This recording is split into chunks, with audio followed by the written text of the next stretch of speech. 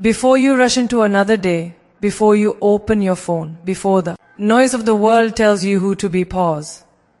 This message is not about motivation. It's about alignment. Stay with me until the end, because the final lesson will quietly change the way you see your entire life. The truth is, before the world ever touches you, before emails, before headlines, before expectations and opinions and noise flood your senses, there is a quiet moment that belongs only to you. And that moment, small, fragile, often ignored, is where your entire day is decided, because the first voice you listen to in the morning becomes the lens through which you experience everything that follows. Most people don't realize this. They wake up already late, already anxious, already apologizing to life, and without knowing it, they hand over the steering wheel of their day to urgency instead of intention. Think about it. The moment your eyes open, your mind begins to search for meaning. Who am I today? Am I safe?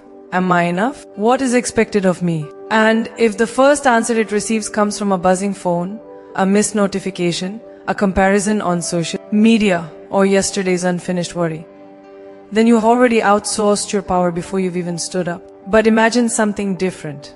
Imagine waking up and choosing consciously to speak to yourself before the world speaks at you. Even one sentence, whispered internally, like a quiet prayer or a steady anchor.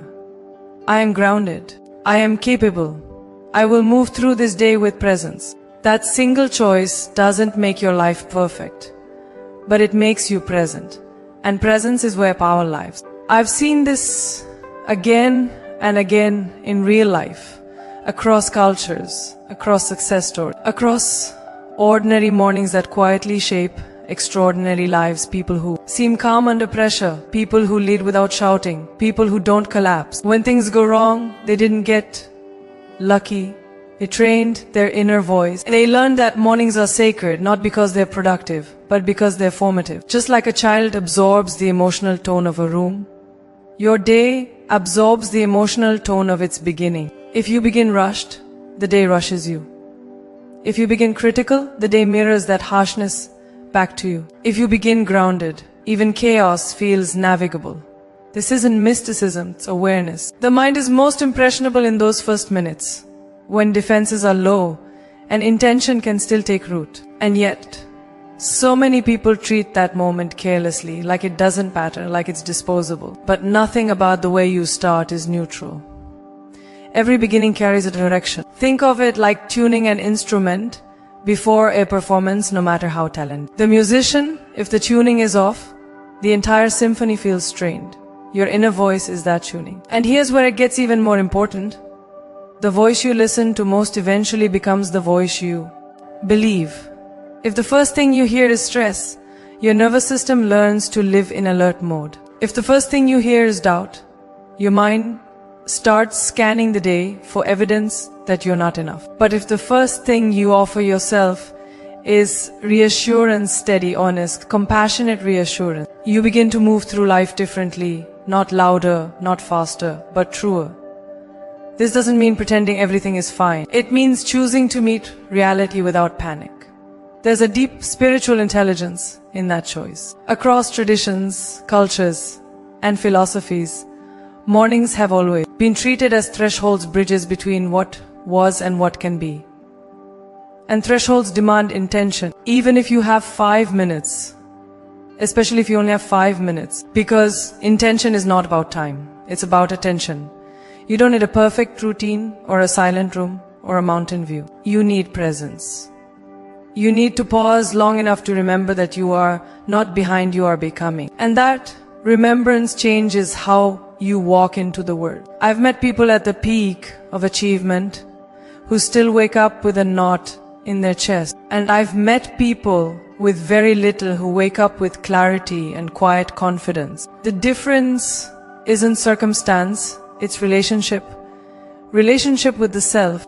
The ones who start their day grounded have learned to listen inward before they react outward. They don't silence fear, they contextualize it. They don't chase motivation. Why create alignment And alignment is subtle, it doesn't shout, it steadies. When you begin your day aligned, setbacks don't feel like verdicts. They feel like feedback. Conversations don't feel like battles, they feel like exchanges. Even failure loses its sting because it no longer threatens your identity. That's the quiet miracle of choosing your inner voice first. And if you're thinking, but my mornings are chaotic, my life is demanding, my responsibilities are heavy, let me tell you something gently, but clearly. That is exactly why this matters for you more than anyone else. Chaos doesn't disappear when ignored. It organizes itself when met with calm. And calm is a practice, not a personality trait. You practice it in the moments no one sees. The moment you decide not to reach for your phone immediately. The moment you take one conscious breath. The moment you ask yourself, what kind of energy do I want to carry today? That question alone is transformative because it places you back in authorship. And authorship is everything. Without it, life feels like something that happens to you. With it, life becomes something you participate in. This first lesson isn't dramatic, but it is foundational. If you skip this, everything else becomes harder, because discipline without inner alignment becomes punishment. Ambition without inner clarity becomes exhaustion. Success without inner grounding becomes emptiness. This is why I'm asking you no, inviting you to stay with this me. Sarge, because the lessons ahead build on this one. And they go deeper. And if this is already stirring something inside you, trust me, what's coming next will challenge you in the best possible way. The next insights will show you how self-respect is built, how resilience is trained, how purpose quietly reveals itself, but none of that can land if your inner world is chaotic from the moment you wake up. So tomorrow morning or even later today, if this is your beginning, try something simple but radical. Before the world defines you, define yourself, even softly, even imperfectly. Say to yourself, I am here, I am awake, I am willing.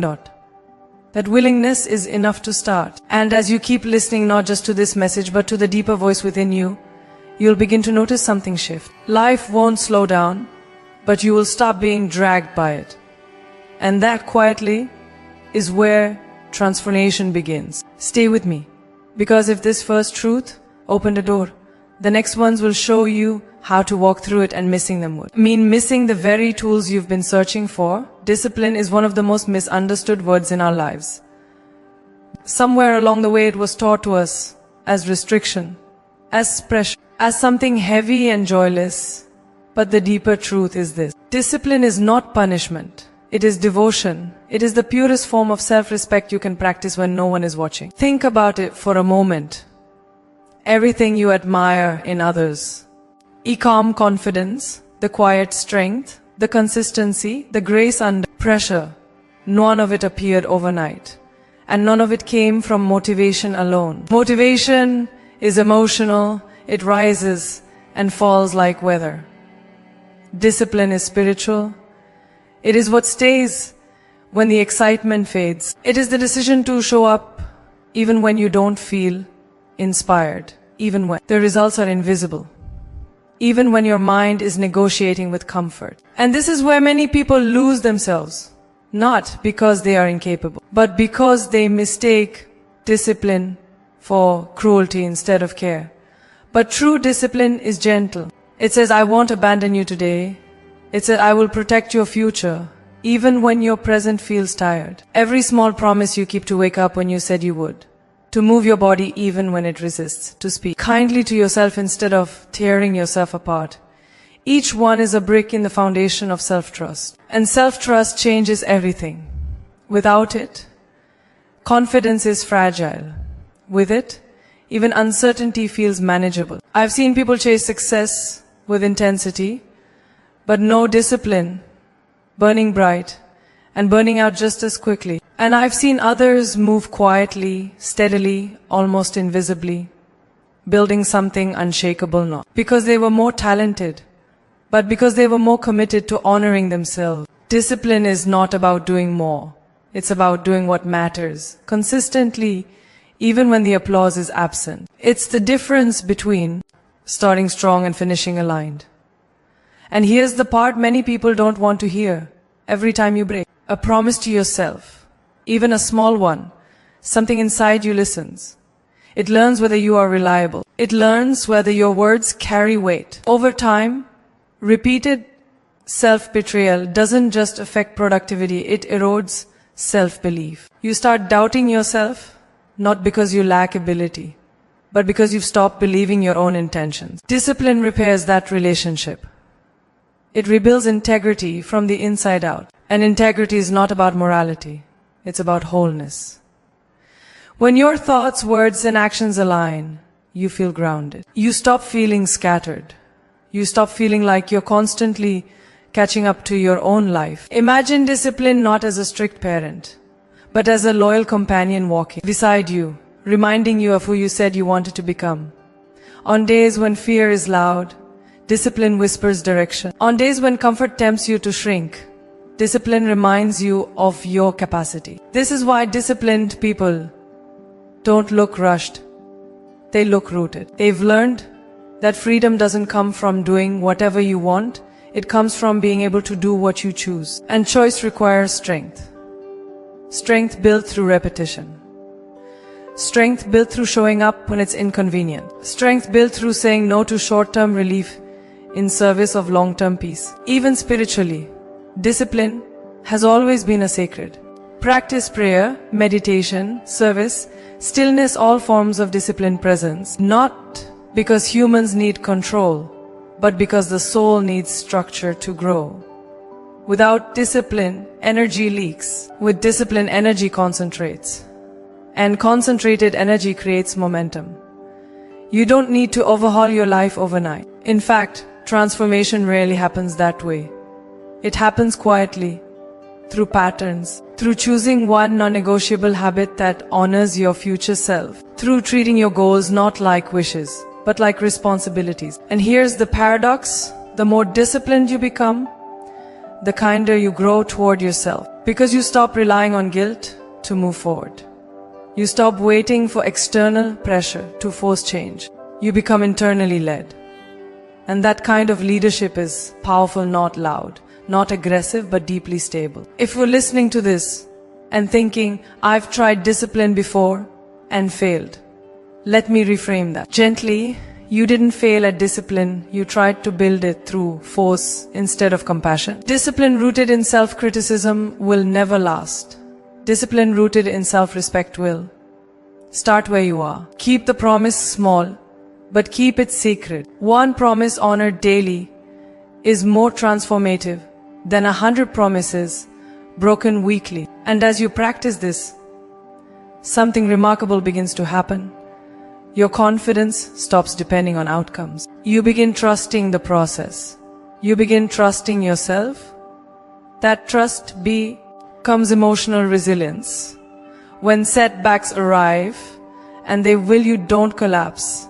You adjust. Because discipline has taught you that progress is not fragile, it's adaptive. And if this insight is landing deeply, stay with me, because the lessons ahead go even further. What's coming next will challenge the way you see validation, discomfort, and purpose itself. Missing those would mean missing the deeper layers of this journey.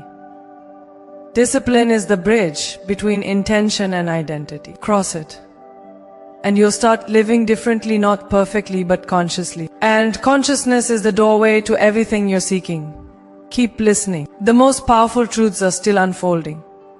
And if you stop here, you'll miss the part where everything finally connects.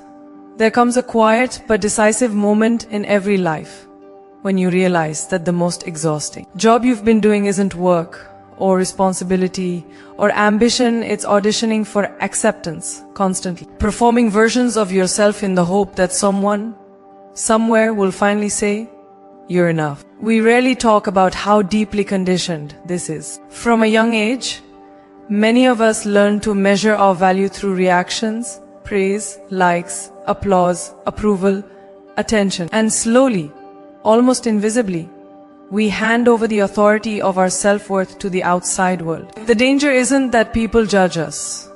The danger is that we start believing their judgments should define us. Because when your worth is outsourced, T becomes unstable. It rises when you're celebrated and collapses when you're ignored. One good comment can lift you. One careless remark can unravel you. And that is not a way to live. It's a way to survive emotionally.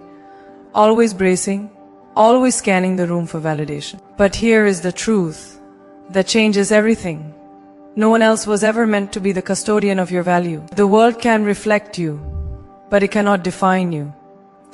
Think about how fragile external approval really is. It's influenced by trend. Moods, projections, insecurities that have nothing to do with you. Today you fit the mold, tomorrow the mold changes. So if your sense of worth is tied to being liked, you will spend your life shape-shifting, shrinking, performing, exhausting yourself just to remain acceptable. And over time, that performance costs you something sacred, your authenticity. You begin to silence parts of yourself, soften your truth, delay your dreams, not because they are wrong, but because you fear they might not be approved of. This is where so many people lose momentum, not because they aren't capable, but because they are constantly asking for permission to be themselves. But confidence, real confidence, does not come from being praised. It comes from being aligned, from knowing deeply, quietly, that even if no one claps, you still stand by who you are. I've seen people surrounded by admiration who feel hollow. And I've seen people misunderstood, even doubted, who carry an unshakable CA. The difference is not circumstances. It's where their worth lives. When your worth lives inside you, criticism becomes information, not a verdict. Rejection becomes redirection, not a definition. You stop internalizing every opinion as truth. You start filtering.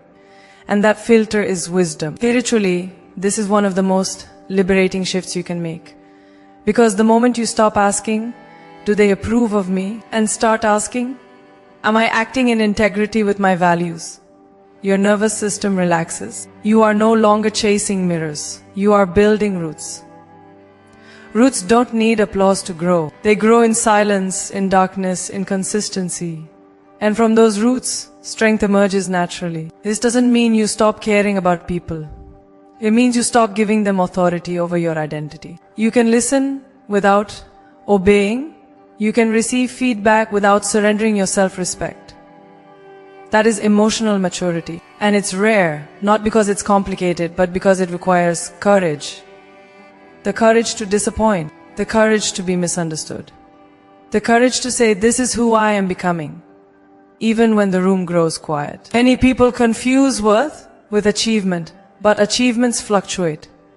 You can win today and fail tomorrow. If your worth is tied to outcomes, your inner